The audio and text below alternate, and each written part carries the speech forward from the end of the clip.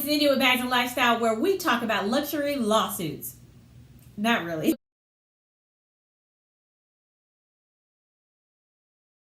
Let's go ahead and get into the Nordstrom and Patagonia topic for today.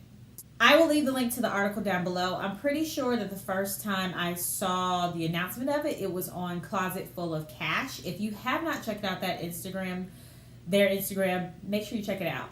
They break the news really quickly around the luxury resale, all of that kind of related topic. I am just going to talk about a few things that I read in the article. As always, those articles will be linked down below, and I encourage you to read them and formulate your own opinions. And this is just me talking. This is not fact. This is not me giving legal advice, anything like that. Just thinking about it from a consumer perspective and just seeing and being interested in these types of things. So that's where I'm coming from. So do not take anything as fact or anything like that. This is just entertainment and me just sharing my own opinions and commentary. All right, so Nordstrom is being sued by Patagonia, which is shocking because Nordstrom is this well-known, well-respected, established department store. So it's not the Nordstrom department store, but it is the Nordstrom Rack, and Nordstrom Rack fits under the Nordstrom header, basically. So that is why Nordstrom's being used in kind of the publications that have been written about this issue. So Patagonia is suing Nordstrom Rack of selling thousands of fake sweatshirts and t-shirts.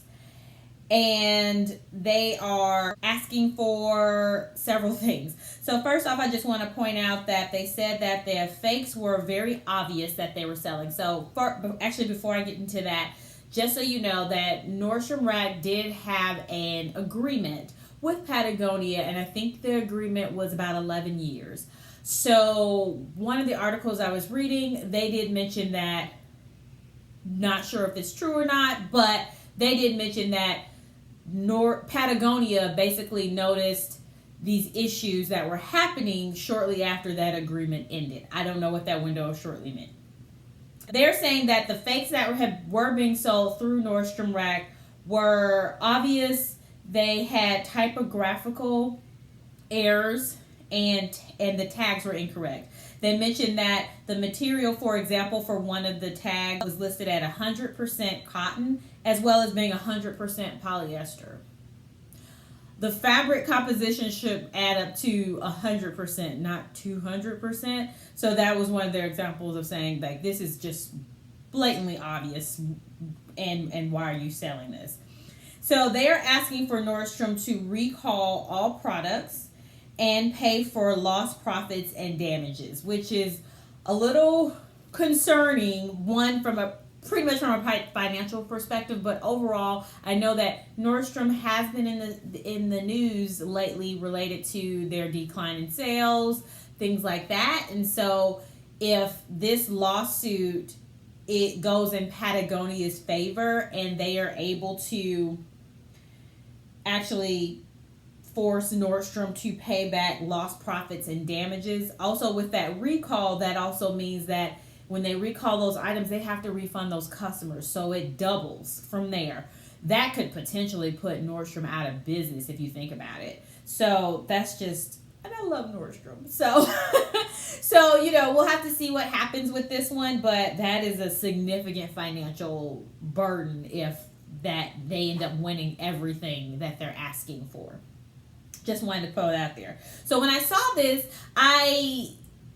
it made me interested in kind of the thought of Nordstrom Rack. If you don't know, it is basically the outlet version of Nordstrom.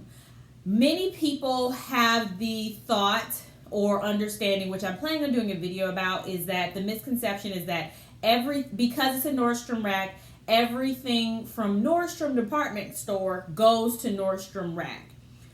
And that is not the case. Now, it may all go to Nordstrom Rack in the sense that they disperse it all throughout their Nordstrom Racks. But what I'm saying is 100% of everything sold at a Nordstrom Rack is not the same thing that you're going to find in the department store. There are brands that you won't typically see sold at Nordstrom Rack. You can also tell the differences between fabric materials, things like that. So there are just different brands that you won't see at Nordstrom department store, but you would see them at Nordstrom Rack, just to dispel that myth. So the reason why I mentioned that is also because when I try to do some Google searching to kind of figure out who supplies Nordstrom, I was trying to figure out whether there's been maybe Nordstrom Rack has started a lawsuit against their supplier, whoever's to blame for it. I haven't seen any information about that, but that is something to note, because when you think about Nordstrom Rack, you think about Saks Off Fifth, you think about Neiman Marcus, whatever the name of their outlet version is, like all of those kind of luxury department stores that now have outlets to sell reduced priced items. They all have suppliers. So they have things that come from their department stores, but they also have suppliers that provide things to them that may not be through their direct chain of going from the department store to their outlet store. So the thing that I'm wondering is it more so Nordstrom the issue, Nordstrom Rack the issue, or are we now getting into an area where suppliers need to be better about, like, can they trust the suppliers? And also, us as consumers, can we be comfortable or trust that they are vetting their suppliers, and continuously making sure that they're checking up on those items, the quality of products that are sold, to make sure that the authentication process, the sourcing process that those suppliers have are on at the top tier. They're have good quality control, and making sure that what they're supplying is actually the real thing. So that's the part that I wanted to just kind of get your thoughts on. I don't know how I feel about it, but it does make me kind of question and want to be a lot more careful with the items that I'm getting and not automatically assuming that they're authentic. So I did do a little bit of Google searching, because I don't know whether this would be considered the gray market or not, but I'm wondering if this is the case in this case of the Nordstrom Patagonia versus Nordstrom situation. So basically, the gray market, the definition of it is legal goods sold outside of the manufacturer's permission. So it's legal items. So what I think is those suppliers, right? So those suppliers that are able to get them however they're getting those items, and then they're distributing them to the different outlets like a Nordstrom Rack, a Saks Off Fifth, so on and so forth. And so funny enough, Kate Swan and Kate Swan and Super Jacob were talking about the Costco selling Chanel. And I think it was Super Jacob that actually had brought up the gray market as a term, and I've had to Google search and kind of figure out what is the gray market actually. So that brings up that aspect too, because Costco is now in the has already been in the luxury goods space. Sam's has also been in it too, where they have been selling items which I assume would be coming from the gray market, because I don't think that they have partnerships or direct permission from brands to sell those items. I know that a long time ago, which if I can find those articles, I will link them down below, but some years ago, Sam's was sued by, I want to say it was Fendi, for selling items that they said were questionable. And also Costco was sued by Tiffany for selling questionable rings. And so that's where that gray market is coming from too, because now you have that supplier, right? That gray market supplier that is providing those items to these kind of reduced retail stores. And so it falls under the same category, and that's the reason why I want to mention it. In my research with looking up the gray market, I also wanted to talk about how there was a article written, I want to say it's by Harvard Business or Harvard something, and it'll be linked down below. And they talked about 5 points, and I'm going to touch on 3, about why the gray market could be a cause for concern. So one of those 5 points, I'm just going to do 3, is gray products may not have a valid warranty. So that is something to think about when you are getting an item from a place that's not an authorized retailer. Also, there could be, depending on the gray market product, health and safety concerns depending on the item. So in this article, they were more so specifically talking about medications, food products, beauty products, things like that, where you're consuming them, they're touching your face, that kind of thing. And then also, like, they could not be genuine or they could be defective.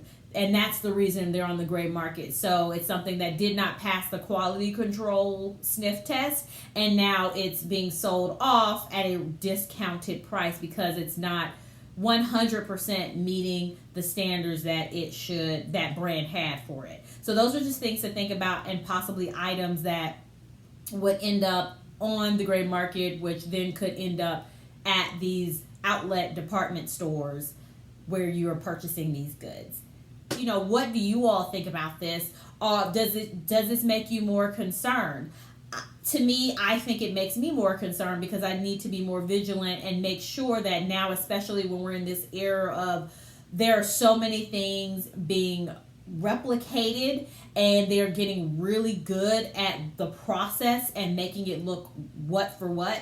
And if you're not familiar with that brand, if you don't have that item or something similar to it in your possession, it makes it really hard to figure out whether you got a really good, what I want to call it, a really good lookalike, or you actually have the real thing. But now I'm considering that if I were to purchase big ticket designer items from these outlet stores, then I do need to think about making sure they get authenticated too, because I can't feel secure now, right, in the thought process that they have vetted those suppliers on a continual basis to make sure that the things that they're getting are actually on the up and up all the time, because they have a lot of stock and inventory. So just think about how much they're actually getting and how something could possibly slip through the cracks. So just wanted to put that little bug in your ear, get your thoughts. Thank you so much for watching. Please go ahead and thumbs up this video. That will be greatly appreciated, as well as please subscribe. Especially at this point, you must like me, you must like this topic or something. So please go ahead and like it as well as subscribe. I will talk to you again soon. Bye.